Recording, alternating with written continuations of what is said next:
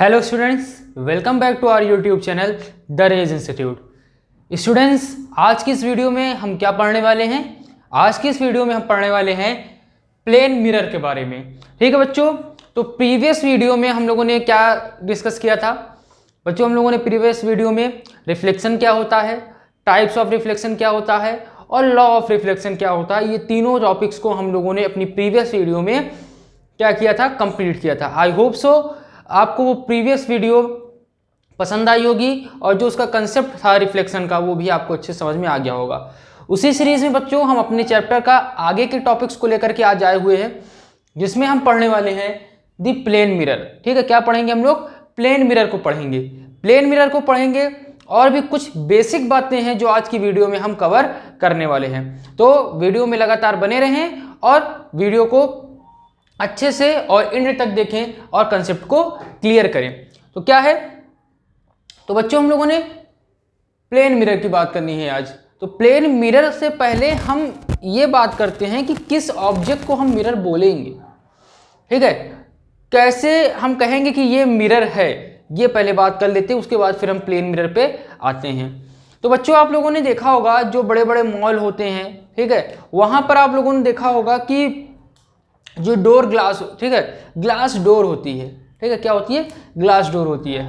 लेकिन उस ग्लास है तो ग्लास वो भी, लेकिन उसमें क्या होता है, हम अपनी इमेज नहीं देख पाते हैं। ठीक है, वो ग्लास डोर जो होती है उसमें हम इमेज नहीं देख पाते, लेकिन हमारे घर में जो ग्लास होता है उसमें तो हम अपनी इमेज देख पाते हैं। तो डिफरेंस क्या है दोनों में? क्यों हम उसमें इमेज देख, घर वाले में मिरर में या घर वाले ग्लास में इमेज देख पाते हैं, बाहर जो ग्लास डोर होता है उसमें अपनी इमेज नहीं देख पाते हैं?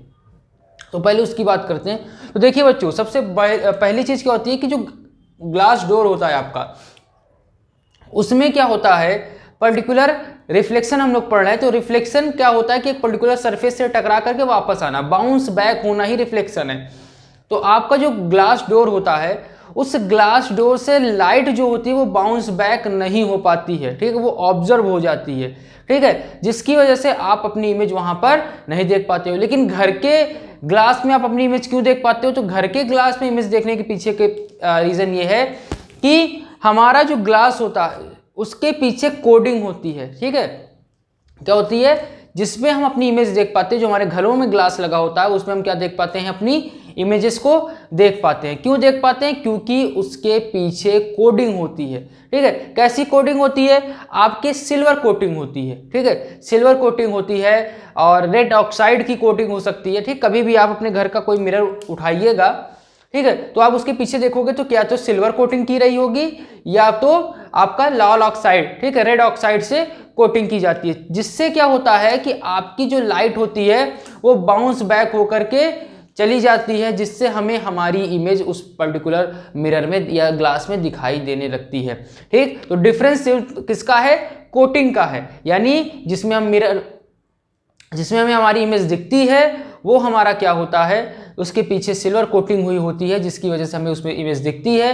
बाकी ग्लास डोर में कोई भी कोटिंग नहीं होती, जिसकी वजह से हमें वहां पे इमेज नहीं दिखती है। ठीक बच्चों, और एक बात, सिल्वर कोटिंग जो होती है किसी भी मिरर के पीछे, तो कोई भी मिरर की जो सिल्वर कोटिंग होती है वह लगभग 98%, ठीक है, जो सिल्वर कोटिंग होती है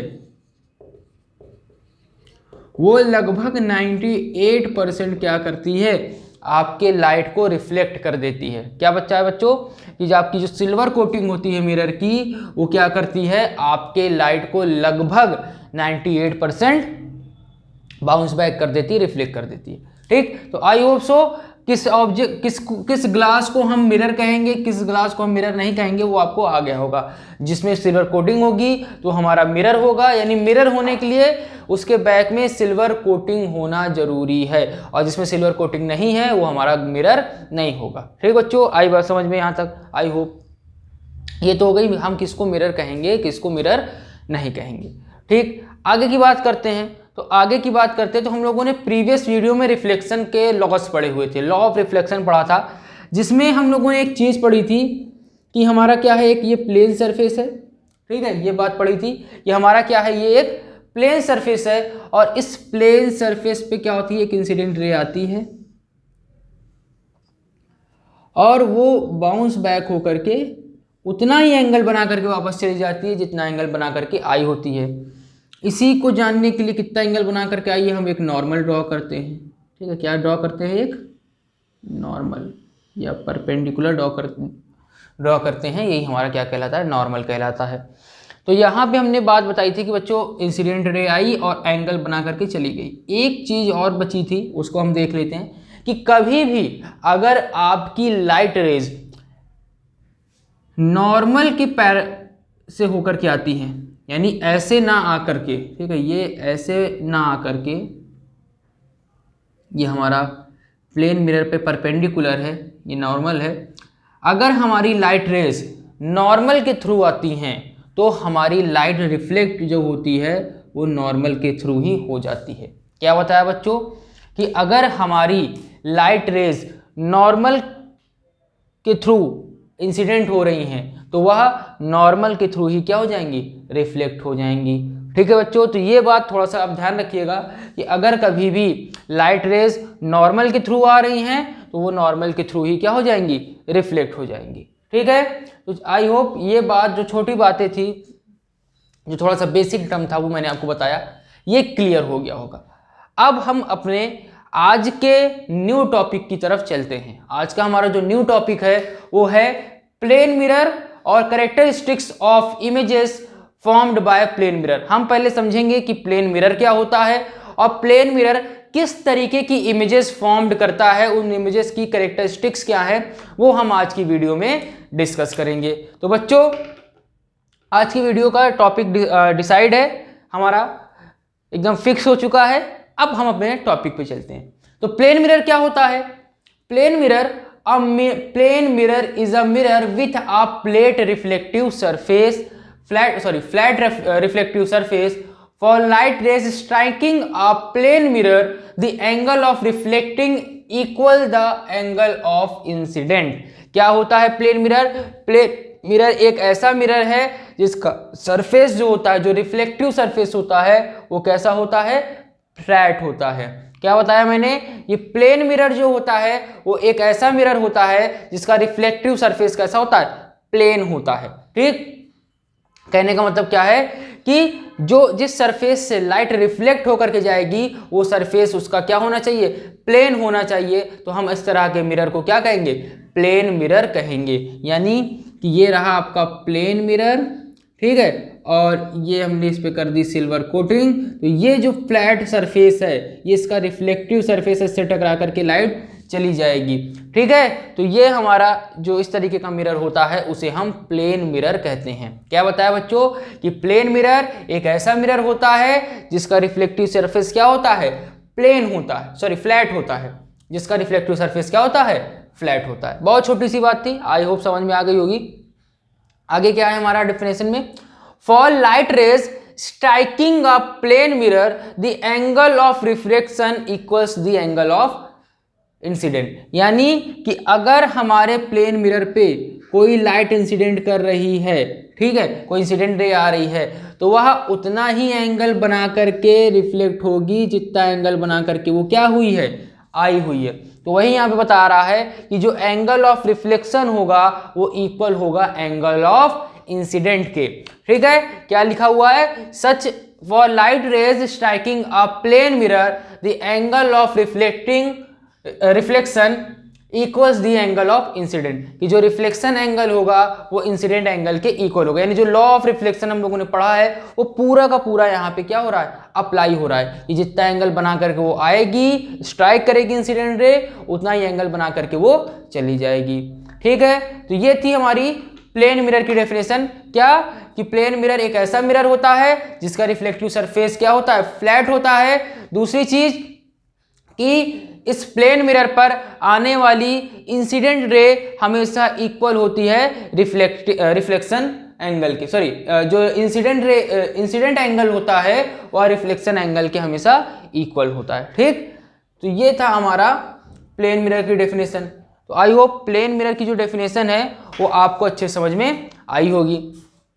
तो ये तो बात हो गई छोटी सी कि हमारा प्लेन मिरर होगा कैसा, ठीक है, उसकी डेफिनेशन कैसी होगी। आगे की बात की जाए तो अब हम मेन टॉपिक पर आते हैं। हमारा मेन टॉपिक क्या है हमारा कि कैसी इमेजेस बनाता है हमारा प्लेन मिरर। ठीक है, कि हमारा मिरर है तो जाहिर सी बात है क्या बनाएगा, इमेज बनाएगा। तो उस इमेजेस की कैरेक्टरिस्टिक्स क्या होंगी, किस तरीके की इमेजेस बनेंगी, ठीक है, वो सारी चीजें अब हम इस टॉपिक के अंदर देखने वाले हैं। तो सबसे पहली चीज क्या है, the image of real object is always virtual, such an image can't be taken on the screen. अब पहले वर्चुअल समझते हैं। ठीक है बच्चों, हमेशा आपके जो मिरर होते हैं वो दो तरीके की इमेजेस को बनाते हैं, एक वर्चुअल इमेज बनाते हैं और एक रियल इमेज बनाते हैं। ठीक, तो वर्चुअल इमेज की बात की जाए तो वर्चुअल इमेज वो ऐसी इमेजेस होती हैं जिनको हम कह सकते हो कि डायरेक्टली स्ट्राइक होता हुआ नहीं देख पाते हैं। ठीक है, उन्हें हम ऐसा मानते हैं कि ये यहाँ पर जाकर के मिल रही होंगी। और रियल इमेज में क्या होता है कि पर्टिकुलर जो लाइट रेज आती हैं वो हमें स्ट्राइक करते हुए और मिलते हुए दिखाई देती है। ठीक हो, पहली चीज तो पहले समझ लेते हैं। ठीक, वर्चुअल इमेज क्या होता है कि जिसे हम आभास करते हैं। ठीक, वर्चुअल का मतलब होता है आभास करना। ठीक है, तो ऐसा हमें मतलब कि कह सकते हो कि आभास होता है, ऐसा हम एज्यूम करते हैं कि ये लाइट रेज जाकर के यहाँ मिल रही होंगी या कहीं जाकर के मिल रही होंगी। तो जब हम इस तरीके का एजम्पशन करते हैं तो वहाँ पे वर्चुअल इमेज होती है। और जहाँ पे हमें रियलिटी में कोई लाइट इंसिडेंट होकर के रिफ्लेक्ट होती है और दोनों रिफ्लेक्टेड रेज हमारी आंखों के सामने क्या होती है, एक दूसरे को इंटरसेक्ट करती है। तो इस तरीके की जो इमेज फॉर्म्ड होती है उसे हम रियल इमेज कहते हैं। ठीक, चलिए अभी धीरे धीरे रियल इमेज और वर्चुअल इमेज का कंसेप्ट क्लियर हो जाएगा। पहले अब हम इस वर्चुअल की बात करते हैं जो हमारा प्लेन मिरर का है। तो चलिए इसको डायग्राम से समझते हैं। ये रहा हमारा प्लेन मिरर। प्लेन मिरर के पीछे हमने कर दी सिल्वर कोटिंग, बिना सिल्वर कोटिंग के कुछ होने वाला नहीं, तो हमने की यहाँ पे सिल्वर कोटिंग। सिल्वर कोटिंग करने के बाद हमने यहाँ पे रख दिया एक ऑब्जेक्ट जिसको हम एरो हेड से डिनोट कर रहे हैं। ठीक, ये रहा हमारा ऑब्जेक्ट। अब इस ऑब्जेक्ट से एक लाइट स्ट्राइक होगी।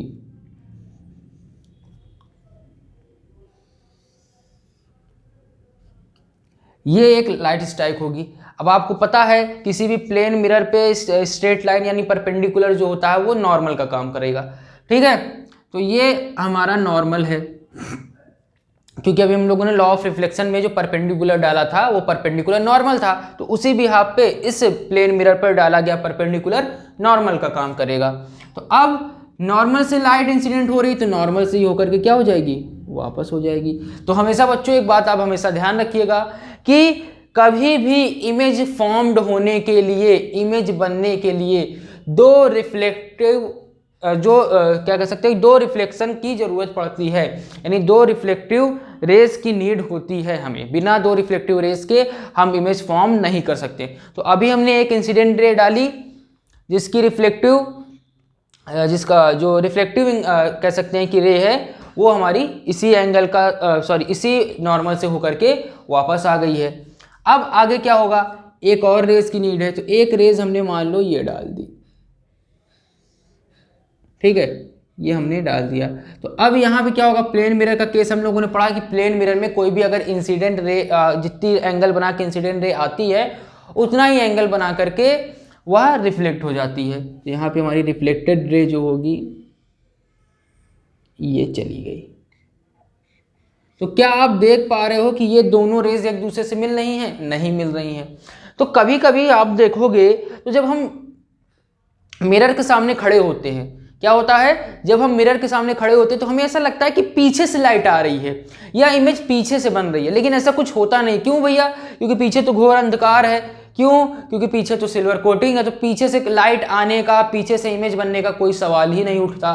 तो ऐसा लगता क्यों है? ऐसा इसलिए लगता है क्योंकि वहां पे हम एज्यूम करते हैं कि ऐसा हो रहा है। ठीक, क्यों? क्योंकि यहाँ पे आप देखोगे तो हमारी जो लाइट रेज हैं वो एग्जैक्टली मिल नहीं रही हैं, इन्हें हमें मिलाना पड़ता है। तो जब इस तरीके की रिफ्लेक्टिव रेज मिलती नहीं हैं और हमें उन्हें क्या करना पड़ता है, अपने से एक्सटेंड करके कहीं पे मिलाना पड़ता है इमेज बनाने के लिए, क्योंकि अगर लाइट रिफ्लेक्ट हुई है तो इमेज तो बनाएगी ही बनाएगी। ठीक, तो चलिए इसको हम क्या करते हैं, आगे की तरफ एक्सटेंड करते हैं। हमने इसको आगे की तरफ एक्सटेंड किया, ये वाली रिफ्लेक्टेड रे को भी हमने आगे की तरफ एक्सटेंड किया, ये हमारी एक्सटेंड हो गई। यहाँ पे क्या बनेगी, आपकी इमेज बनेगी। ठीक है, ये हमने एक्सटेंड किया और यही आपकी क्या बनेगी, इमेज हो गई। ठीक है, तो इस तरीके का जब हो कि आपकी जो रिफ्लेक्टिंग रेज है वो मिले ना, और उसे हमें क्या करना पड़े, अपने से पीछे की तरफ एक्सटेंड करना पड़े और फिर जाकर के वो कहीं मिले, स्ट्राइक करें एक दूसरे को, और वहां पे जो इमेज बने, तो इस तरीके के इमेजेस को हम वर्चुअल इमेज कहते हैं। ठीक है बच्चों, तो ये रहा वर्चुअल की बात कि हमारा ऑब्जेक्ट तो रियल था लेकिन उसकी इमेज कैसी बन रही है, वर्चुअल बन रही है। ठीक, तो वही बात यहाँ पे बताई गई थी। तो आपके प्लेन मिरर के इमेज फॉर्मेशन की जो पहली कैरेक्टरिस्टिक्स है वो यही है कि the image of real object is always virtual, कि आपकी प्लेन मिरर जो होता है वो हमेशा वर्चुअल इमेज बनाता है। कभी हम लोग बचपन में देखते नहीं थे शीशे के सामने, तो ऐसा लगता था पीछे हम ही खड़े हैं। ठीक, पीछे जाके हम लोग झांकते थे तो कुछ नहीं दिखता था।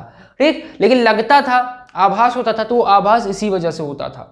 ठीक, इसी कारण से। ठीक, तो इसी आभास को हम वर्चुअल कहते हैं। तो इस तरीके से जो इमेजेस बनती हैं उन्हें हम वर्चुअल इमेज कहते हैं। ठीक, क्या बताया था कि आपकी जो भी प्लेन मिरर की क्या होती हैं, इमेज होती हैं, वो हमेशा कैसी होती हैं, वो ऑलवेज वर्चुअल होती हैं। ठीक, सेकेंड कैरेक्टरिस्टिक की बात की जाए तो सेकेंड कैरेक्टरिस्टिक की बात करोगे तो the image formed in plane mirror always erect, कि आपके प्लेन मिरर पर जो भी इमेज बनती है वह हमेशा इरेक्ट होती है। इरेक्ट का मतलब होता है सीधा। ठीक, तो जब हम मिरर के सामने खड़े होते हैं तो ऐसा तो है नहीं कि हम सिर के बल दिखाई देते हैं, होता है क्या, ऐसा नहीं होता है। हम हमेशा जैसे खड़े होते हैं वैसे ही दिखाई देते हैं। तो आपकी जो प्लेन मिरर होती है उसका जो आपका इमेज होता है वो हमेशा कैसा होता है, इरेक्ट होता है।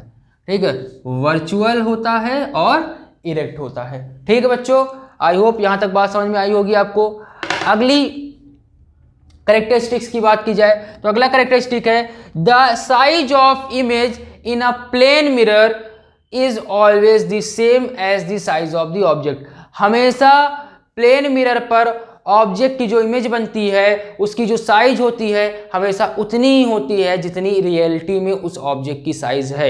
यानी अगर आप 5 फीट 6 फीट 7 फीट 8 फीट इतनी लंबाई के हैं और अगर आप प्लेन मिरर के सामने खड़े हो रहे हो तो प्लेन मिरर में जो आपकी हाइट दिखाई देगी वो उतनी ही दिखाई देगी जितनी आपकी रियलिटी में हाइट है।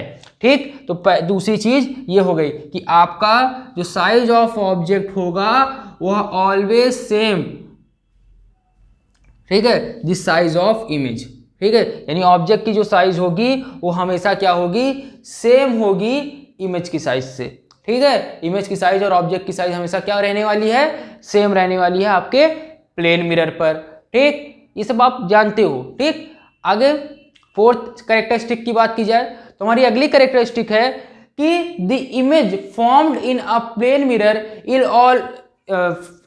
in a plane mirror is as far behind the mirror as the object is in front of the mirror। ठीक, अब यहां पे कह रहा है कि आपकी इमेज प्लेन मिरर पर उतनी ही दूरी पर बनती है जितनी दूरी पर आप प्लेन मिरर के सामने खड़े होते हो। यानी कि मान लो मैं इतनी दूरी पर प्लेन मिरर के सामने खड़ा हूं तो मेरी जो इमेज होगी वो भी मिरर से इतने ही डिस्टेंस यानी इतनी ही दूरी पर हमारी इमेज भी मिरर के अंदर बन रही होगी। तो यहां पे बता रहा है कि जितनी दूरी पर आपका ऑब्जेक्ट होगा इमेज भी उतनी ही दूरी पर होगी।